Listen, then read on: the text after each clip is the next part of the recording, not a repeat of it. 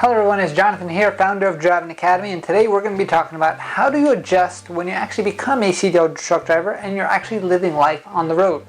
Now, if your goal is to get a CDL license, there are a lot of different ways that you can actually use your license. There have people who want to go and drive across the country, and that's going to be considered over-the-road drivers, and that's what we're going to be talking about today in this video. But if you're somebody who wants to be home every single day, there's a lot of local jobs driving a CDL license. We don't really have to worry about anything that I'm going to be talking about in this specific video, because this is about actually living on the road itself, right?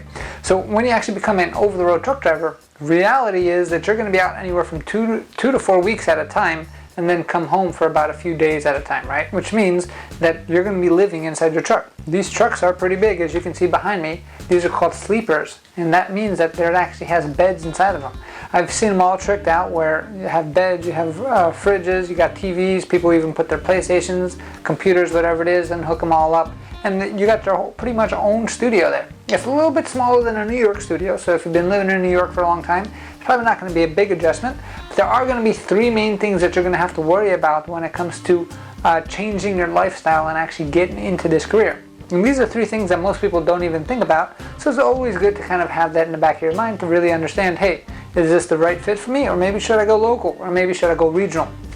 So we're going to be talking about three basic human necessities. We're going to be talking about sleep, we're going to be talking about food, and we're going to be talking about what happens when you eat all that food. It has to come out somewhere, and that's going to be how do you go to the bathroom in a tractor trailer.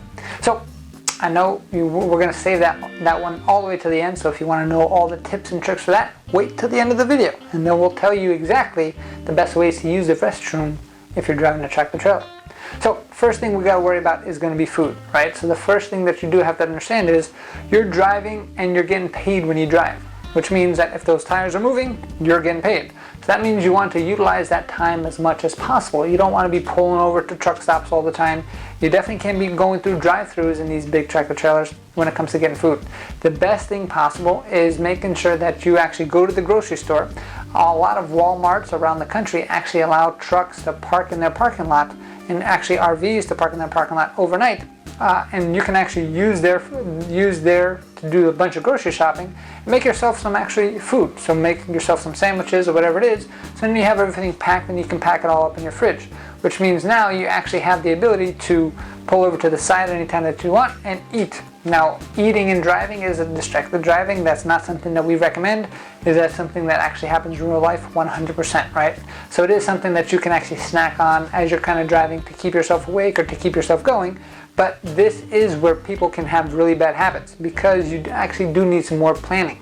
At the end of the day, if you're making all this money but your health is declining rapidly, what good is that? And health is definitely very, very important when it comes to the kind of food that you put in your body. So if you like vegetables, fruits, whatever it is, you know what's healthy and what's not healthy. If it comes in a package, most of the time it's not healthy for you because it's processed. If it's something that's considered a whole food, it's going to be much better for your body.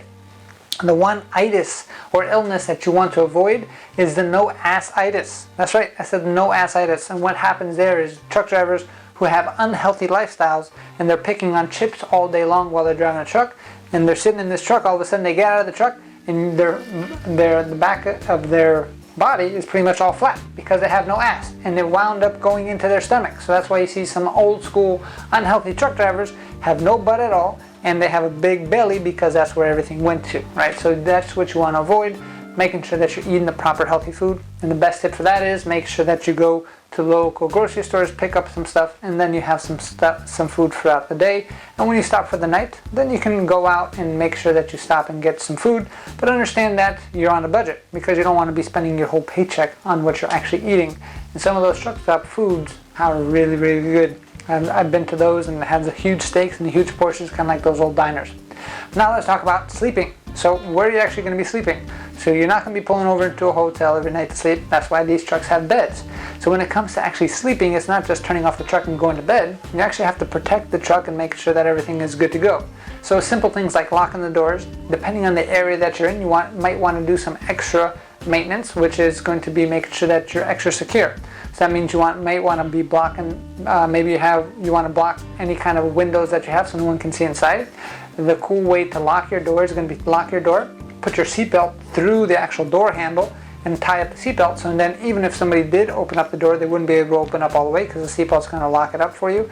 And then now you're nice and safe inside your cabin, and you can watch your TV, go to sleep, whatever it is, but make sure you are getting proper sleep. This is something that you definitely do not want to push back, because if you do cut down on your sleep, that means when you are driving, you're going to be doing one of these, and then all of a sudden you're going to be on the side of the road, killing you, yourself, somebody else, or just damaging a whole lot of stuff, right?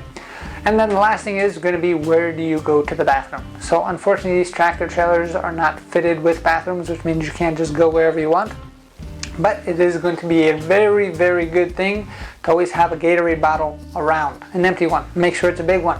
And I'm sure you know exactly what that Gatorade bottle is going to be used for, is to relieve yourself.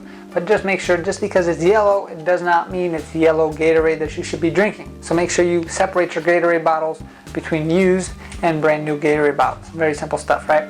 But all the joking aside, make sure that you actually are anytime you come to a stop, and you kind of know how your body works after you eat, how much you should drink and all that stuff. Make sure that you're using every single stop to your advantage. So even if you just have to go a little bit, understand that, hey, you might not be stopping for the next couple hours. Make sure you really keep that in the front of your mind. It's not like what you've been doing before, which, okay, I'll hold it in and then I'll keep going, because then there's really no place to stop.